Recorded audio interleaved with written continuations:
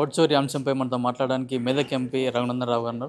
So ఇప్పుడు కాంగ్రెస్ వాళ్ళు BJP మొత్తం ఎలక్షన్ కమిషన్ మేనేజ్ చేస్తున్న ఆరోపణ చేస్తున్నారు. అంటే ఈ దేశాన్ని 55 సంవత్సరాలు ఈ దేశాన్ని పాలించిన పార్టీ, 45 సంవత్సరాలు ఈ రాష్ట్రాన్ని పాలించినటువంటి కాంగ్రెస్ పార్టీ బ్యాలెట్ పేపర్లు మంచిగా లేవని ఈవీఎంలు తీసుకురమ్మని ఈ దేశంలో కంప్యూటర్లు తెచ్చిండు మా నాయన చాలా గొప్పోడని చెప్పుకునేటువంటి గౌరవనీయులు స్వర్గీయ ప్రధానమంత్రి రాజీవ్ గాంధీ గారు తీసుకొచ్చారు. బ్యాలెట్ పేపర్లు వద్దు, ఈవీఎంలు ముద్దు అని చెప్పి తీసుకొచ్చినటువంటి వ్యక్తి రాజీవ్ గాంధీ గారు.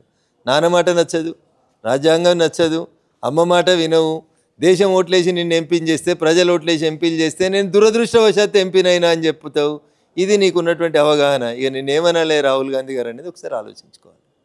శాంతియుతంగా నిరసన వ్యక్తం చేసిన వాళ్ళని అక్రమంగా అరెస్ట్ చేశారని కూడా చెప్తున్నారు. ఇప్పుడు తెలంగాణలో కూడా కాంగ్రెస్ పార్టీ చేసేటువంటి పనులకు వ్యతిరేకంగా అప్పుడప్పుడు మేము పోతుంటాం. నిన్న హిందువులు గుడికి పోవాలని ఆలోచన చేసిరు, ఒక పిలుపిచ్చిరు కుంకుమార్చనకి. ఎందుకు మరి మా రాష్ట్ర అధ్యక్షుడిని హౌస్ అరెస్ట్ చేసిరు? అంటే కాంగ్రెస్ పాలిట రాష్ట్రాల్లో ప్రతిపక్షాలను హౌస్ అరెస్టులు, రోడ్డు మీద అరెస్టులు చేస్తలేరా అన్న? డెమోక్రటిక్ వేలోనే కదా ప్రొటెస్ట్ చేస్తుంది. అరే ఆడబిడ్డలు పోయి అక్కడ కుంకుమార్చన చేస్తామని చెప్పారు. దానికి బీజేపీ కార్పొరేటర్లని, బీజేపీ పార్టీ అధ్యక్షుడిని గృహ నిర్బంధం చేయాల్సినంత అవసరం ఏముంది? మరి దీనికి ఏం సమాధానం చెప్తాడు రాహుల్ గాంధీ? ఎలక్షన్ కమిషన్ ఓపెన్గా 30 మంది ఎంపీలను రమ్మని తలుపులు తీసుకొని కూర్చుంటే నువ్వు 300 మంది జనాన్ని వేసుకుపోయి నేను బలగొడతా అంటే is it the way of democracy? దాన్నే ప్రజాస్వామ్యం అంటారా? ఎన్నికల కమిషన్ మిమ్మల్ని రమ్మన్నది, 30 మంది ఎంపీలను రమ్మన్నది, మీ దగ్గర సత్తా లేదు, సరుకు లేదు. ఆ 30 మందిని తీసుకొని పోతే ఏం మాట్లాడాలో నీకు తెలియదు. నువ్వే మీడియా ముందు నేను దురదృష్టవశాత్తు ఎంపీనైనా అనేటోనివి. ఇక దురదృష్టవశాత్తు ఎంపీ అయినోనికి ఎల్ఓపీ ఎందుకు? కాంగ్రెస్ పార్టీకి నాయకత్వం ఎందుకు? ఈ దేశ ప్రజలు ఆలోచించాలని మేము విజ్ఞప్తి చేస్తాం. అంటే మీరు కావాలనే కాంగ్రెస్ వాళ్ళ ఓట్లు మొత్తం తీసేస్తున్నారని వాళ్ళు ఆరోపణలు చేస్తున్నారు. ఇప్పుడు బీహార్లో జరుగుతుంది కూడా అదే జరుగుతుంది, బీజేపీ వాళ్ళు కావాలని చేస్తున్నారు అంటున్నారు. అంటే కాంగ్రెస్ అంటే ముస్లిమ్సా? నాకు తెలియక అడుగుతున్నా. బంగ్లాదేశ్ వాళ్ళు బీహార్లోకి వస్తే కాంగ్రెస్ వాళ్ళు, బీహార్లో ఉన్న బీహార్ వాళ్ళది ఎవరిదన్నా ఓటు పోయిందేమో అడుగుండ్రి. రోహింగ్యాలు, బంగ్లాదేశ్ నుంచి వచ్చిన వాళ్ళు, ఈ దేశంలో అక్రమంగా చొరబడిన వాళ్ళకి ఎట్టి పరిస్థితులలో కూడా ఓటు హక్కు ఇవ్వదు ఈ దేశ ప్రభుత్వం. దానికి మేము కట్టుబడి ఉన్నాం.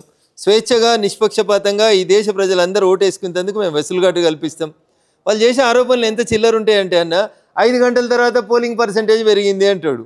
అంటే మీ కాంగ్రెస్ పార్టీ ఏజెంట్ లేడా అన్న? 5 గంటల తర్వాత బూత్లో ఫామ్ 17C అని సంతకం పెడతామన్న, బ్యాలెట్ సీల్ చేసినాక ఆ 17C మీద కూడా మీ ఏజెంట్ సంతకం పెడతాడు కదన్న.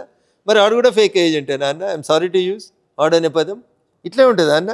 అంటే ఏది మాట్లాడినా అన్న, బాప్ ఏమన్నాడు? బ్యాలెట్ పేపర్లు తప్పు అన్నాడు, ఈవీఎంలు తెచ్చిండు. బేటా ఏమంటుండు? ఈవీఎంలు తప్పు, బ్యాలెట్ పేపర్లు దేని అంటుండు. అంటే బాపు కోటి, బేటా కోటి. బాపు ఈ బ్యాలెట్ పేపర్లు వేస్ట్ అన్నాడు, తప్పు అన్నాడు. కొడుకు ఈవీఎంలు తప్పు అంటుండు. ప్రజలు కాంగ్రెస్ తప్పు అంటున్నారు. ఇది అర్థం చేసుకోవాలి. మోడీ కూడా రాజీనామా చేసి మళ్ళీ ఎలక్షన్లకు వెళ్ళాలి, మీరు దాన్ని సిద్ధమని అడుగుతున్నారు.